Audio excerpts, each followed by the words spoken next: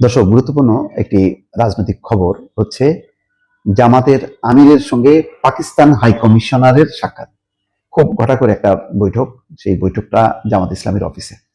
আমি শুধু ভাবছি যে আজকে থেকে 6 মাস বা 1 বছর আগে এটা কি হতে পারতো? অসম্ভব।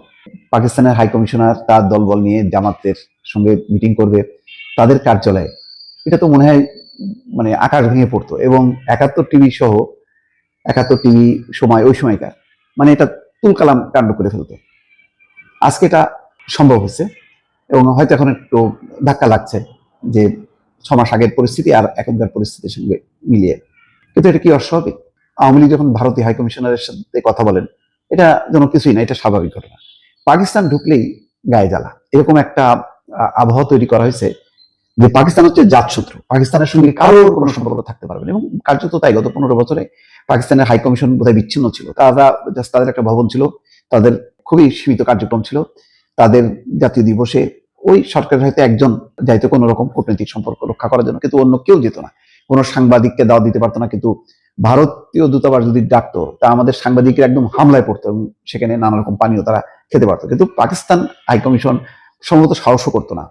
এবং আমি নিজেও দাওয়াত পেয়েছি পাকিস্তান সফরের, কিন্তু সাহস করিনি। অনেক সাংবাদিকও সাহস করেনি। তো যাই হোক, সেই একটা বিষাক্ত একটা সময় পার করে এখন একটা স্বাভাবিক সময় আসছে। কিন্তু স্বাভাবিক না এই কারণে যে এটা যদি সমান তালে হতো, অর্থাৎ ভারত পাকিস্তান তাদের দূতাবাসগুলো ভারত যেমন কার্যক্রমগুলো করে, সবার সাথে মেলামেশা করে, তেমনি পাকিস্তানও যদি করতে পারতো, এটা একটা ভারসাম্য থাকতো এবং ভারসাম্যটা রক্ষা করা দরকার। কিন্তু এটা আওয়ামী লীগের কারণে এবং ভারতের দৃষ্টিভঙ্গির কারণে এটা সম্ভব হয়নি। এখন সম্ভব হচ্ছে। আর সম্ভব হচ্ছে বলেই জামাতের আমির ডক্টর শফিকুর রহমান আজকে সাক্ষাৎ করতে পেরেছেন তার দলীয় অফিসে পাকিস্তান হাই কমিশনার সৈয়দ আহমেদ মারুফ। মগবাজারে জামাতের কেন্দ্রীয় কার্যালয়ে সাক্ষাৎ অনুষ্ঠান হয়। সাক্ষাৎকারটি অত্যন্ত হৃদ্যতা এবং সৌহার্দ্যপূর্ণ পরিবেশে অনুষ্ঠিত হয়। সাক্ষাতে বাংলাদেশ ও পাকিস্তানের স্বার্থ সংশ্লিষ্ট বিষয় নিয়ে খোলামেলা আলোচনা হয়। ভাতৃপ্রতিম উভয় দেশের দ্বিপক্ষীয় সম্পর্ক ভবিষ্যতে আরো জোরদার হবে বলে অভিমত ব্যক্ত করা হয়। এ সময় উপস্থিত ছিলেন পাকিস্তানের হাই কমিশনের deputy high commissioner Mohammad Wasif ও পলিটিক্যাল কাউন্সিলর কামরান ধাঙ্গল। জামাতের পক্ষ থেকে দলের নায়েবে আমির অধ্যাপক মুজিবুর রহমান, ডাক্তার সৈয়দ আবদুল্লাহ মোহাম্মদ তাহের, মাওলানা আনম ও শামসুল ইসলাম, সেক্রেটারি জেনারেল মিয়া গোলাম পরোয়ার, অর্থাৎ দলের কেন্দ্রীয় নেতাদের সবাই ছিলেন। কি কি বিষয় নিয়ে আলোচনা হয়েছে ঠিক পরিষ্কার না, হয়তো সৌহার্দ্যমূলক পরিবেশ।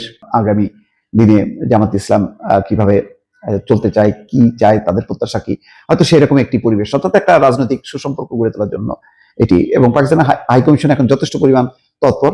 তারা বিএনপির সঙ্গেও মিট করেছে। হয়তো বিএনপির অফিসে এইভাবে বৈঠকের চিত্রটা দেখিনি, কিন্তু মির্জা ফখরুল ইসলামের সঙ্গে বৈঠক করেছে। তারপরে প্রধান উপদেষ্টা অন্যান্য সবার সাথেই করছে। তো আমার কথা হলো কি, যে পাকিস্তান হাই কমিশনার যেমন ঘুরছে, ভারতের হাই কমিশনারও ঘুরুক, অসুবিধা নেই। আমরা তো চাই যে সব দেশের সঙ্গে একটা ভারসাম্যমূলক সম্পর্ক, কারোর সঙ্গে তিক্ত না, সবার সঙ্গে বন্ধুত্ব। সেটা গত শেখ হাসিনার সময় এটা মুখে মুখে ছিল, কিন্তু অন্তরে ছিল এটা যে ভারতের সঙ্গে বন্ধুত্ব আর পাকিস্তানের সঙ্গে শত্রুতা। দর্শক, ভালো থাকবেন। আল্লাহ হাফেজ।